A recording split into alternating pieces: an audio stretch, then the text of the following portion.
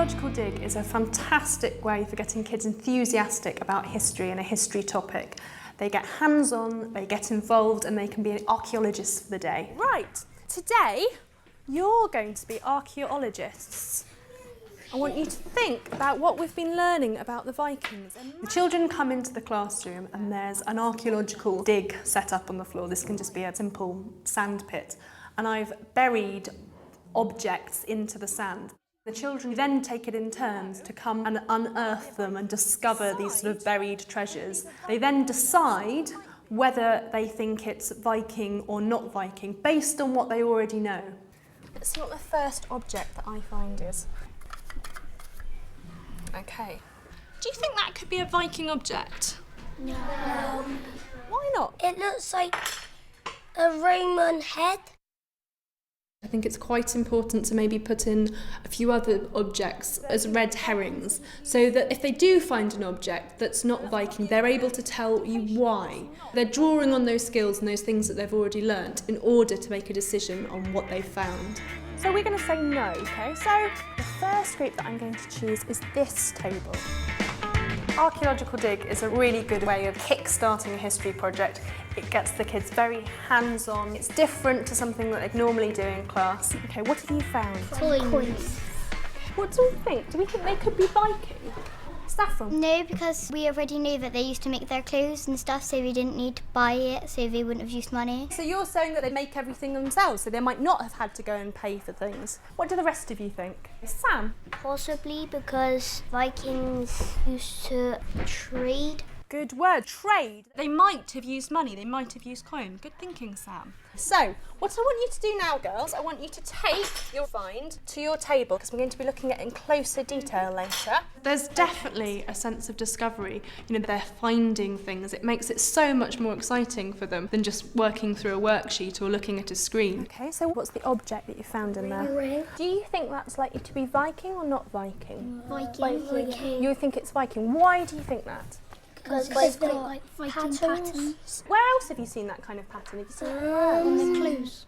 Do you remember we looked at their weapons and we looked at those swords that they made? Yeah. That had quite intricate patterns on it as well. Okay guys, do you want to take that back to your table? Okay, let's have another group up. Okay, what have you found? Can you describe what it looks like for us?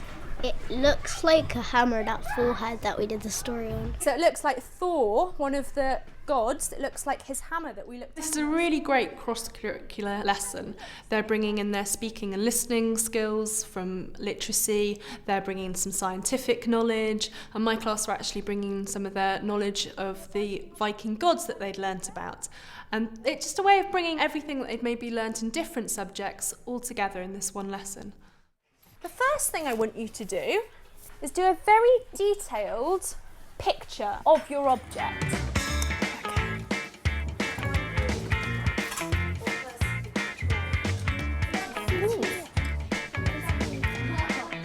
It's a really good idea to have a sheet with prompt questions on. I tend to ask them things like what they think the object is, what they think it was used for, and maybe who might have used an object like that. And then we get them to start thinking about, you know, what does that then tell us about life in Viking times from looking at that object? What have you decided that your object is? A Viking jug, because we knew that they had like sheep and cows and they might have used the animal bones. What do you think this tells us about life in Viking times? They had to hand make their jugs. So anything that they needed, they'd have to make it themselves. I love this lesson because it's just so exciting to deliver. You're almost taking part in that discovery with them as they're unearthing the objects, and it just makes the teaching of history so much more fun. This exercise is called Viking Comic Strip, and the real purpose is that it allows children not only to piece together things that actually happened in the past, but it's a chance for them to empathise with the people who are actually involved. We are going to be creating our very own Viking comic strip. We're going to take the events of a Viking raid that we looked at yesterday, and you're going to be turning those sentences that explain the Viking raid into a little freeze frame that we're going to put into a comic strip. It can be useful for younger children, especially if they are reenacting something they are familiar with. They've got the narrative already down in their heads. That way you can really focus on the empathy part of the lesson. What I really want you to think about is the different people who are going to be in your part of the story. What might they be thinking? Why am I saying what might they be thinking? Alex? Because it might not be what they thought at that time. How do we know? Because there's no evidence. Bravo! We don't know for certain, do we? But we're acting like historians. We are piecing... The most important thing about a Viking comic strip is that it allows children to explore not just the events that happened, but then critically consider how each party might have felt by the things that they would be thinking and the things they would be saying. I'm going to give you a few minutes to find out which part of the story have we got to turn into a comic strip. And I'm going to give you some time to play around, deciding who's going to be who, doing all the action pieces, all the poses, what you think people would look like. Joe, start sneaking over.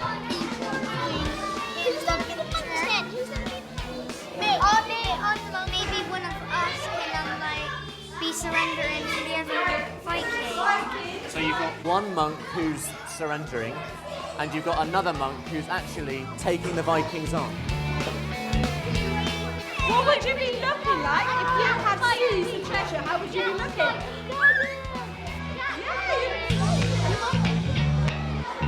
To make it more interesting, the children have a card, and in the inside of the card is the speech or thought bubble, and they write what they think their character could be feeling or saying, and then they close the card, and on the front is another empty speech or thought bubble, and it's the class's job to fill in the empty one. So you've just seen the Viking ship come towards your home. So what might you be thinking? Let's go and get all the other monks. Once the class have considered what they think the character is feeling or thinking, we can open up the card and see if the two marry up. What, Josh, is this Viking here thinking in his longboat? They can't stand a chance against us Why do you think he might be thinking that? because they haven't got any weapons. Now that's really interesting. Max is thinking about the history that he's learnt, and he's using that to inform what he thinks a Viking could be thinking. So we said you were going to say, they don't stand a chance against us. In fact, you are really thinking...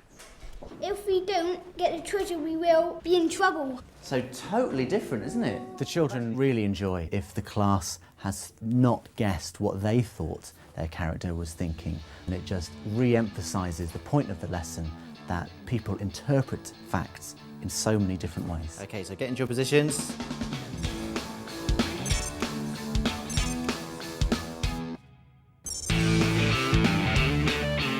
What you can do is, after each child's got their own comic strip in their books, you can do it again on the whiteboard. That way, there's a definitive version of the comic strip, and the children love seeing it on the big screen. This comic strip activity lends itself to any kind of period of history where change occurred, and the whole part of history is looking at changes in our world.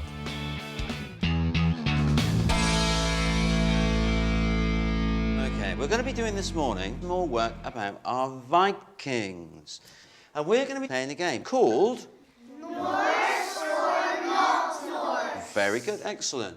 So, Norse or Not Norse is a game I've devised to make history fun. But it's also a game that gives the children a chance to do something they don't get to do in school very often, which is to lie. And it's to come up with persuasive and plausible arguments or explanations of objects, Viking objects, to persuade their friends in the class. Chance, da-da-da-da.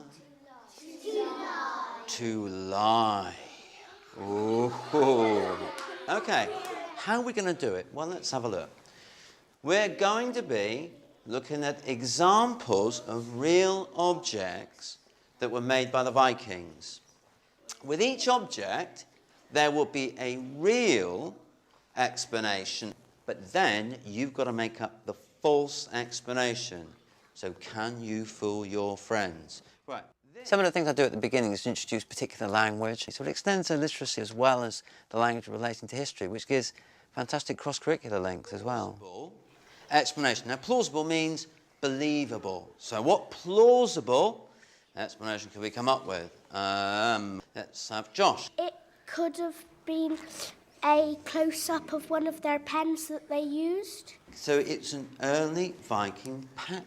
Fantastic. I think it's a great idea. What was it about the photograph that made you say pen? It looks like the dark black bit is some sort of charcoal.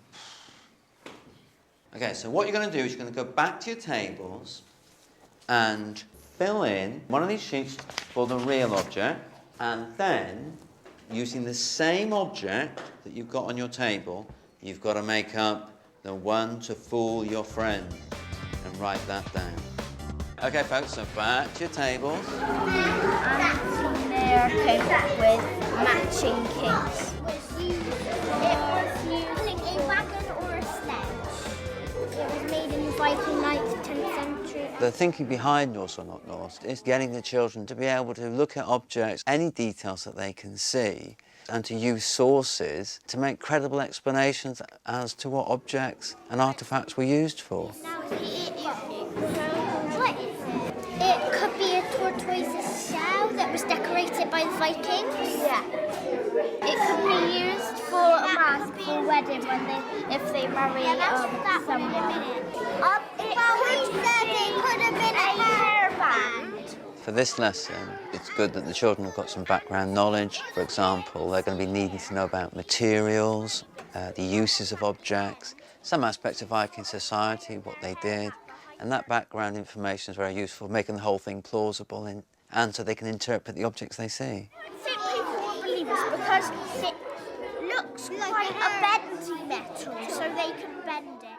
So the next thing I do is get the children to read their explanations out, the true and the false ones, and then to put it to a class vote. And one explanation is red, one is green, and the children have to vote according to that colour. And we have the green explanation first. What is it? It is a brush. What is it made from? It is made from wood. Thank you very much. Explanation number 2. It is a bone pin. What is it made from? The pin was made from a pig bone. So, Norse or not Norse? Those people who think it's the Viking brush, vote green. Those who think it's a Viking pin, vote red. Vote now, please. Oh, very even. I get the feeling maybe just the green edging it. Okay, hands down. Will the true explanation please step forward now?